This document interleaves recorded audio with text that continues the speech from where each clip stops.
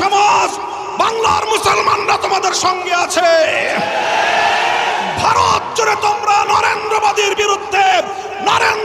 বিরুদ্ধে দুর্বার আন্দোলন করে তোলো। প্রয়োজনে আমরা দিল্লি অভিমুখে লং মার্চ করব।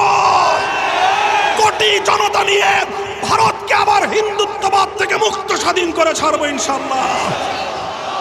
প্রয়োজনে বাংলাদেশের সীমান্তবর্তী অঞ্চলগুলোতে ভারতের মুসলমানরা যদি নরেন্দ্র মোদীর বিরুদ্ধে কোনো কার্যক্রম গ্রহণ করে, বাংলাদেশের মুসলমানরা সীমান্তবর্তী এলাকাগুলোতে ভারত বিরোধী প্রতিবাদী কর্মসূচি পালন করবে ইনশাআল্লাহ।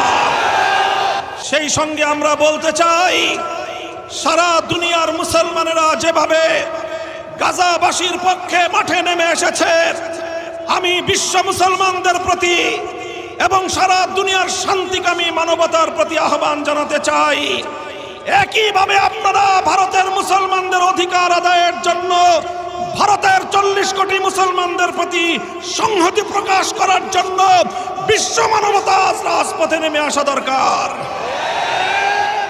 ঠিক একইভাবে আমরা বলতে চাই, সারা দুনিয়ার মুসলমানদের এবং মানবতাবাদী জনগণের চেয়েও বাংলাদেশের মুসলমানদের, বাংলাদেশের জনগণের দায়িত্ব অনেক বেশি। কারণ বাংলাদেশের মানুষ, বাংলাদেশ ভারতের প্রতিবেশী রাষ্ট্র।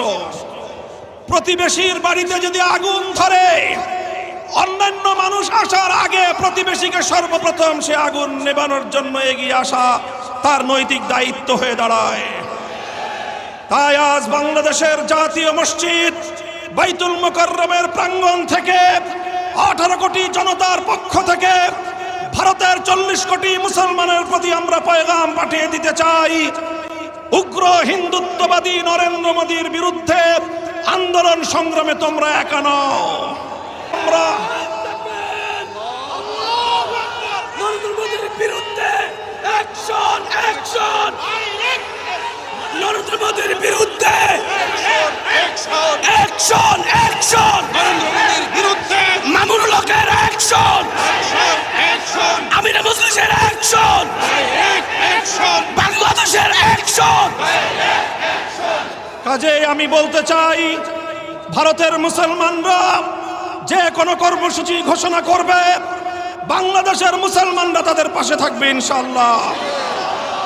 প্রয়োজনে বাংলাদেশের সীমান্তবর্তী অঞ্চলগুলোতে ভারতের মুসলমানরা যদি নরেন্দ্র মোদীর বিরুদ্ধে কোনো কার্যক্রম গ্রহণ করে,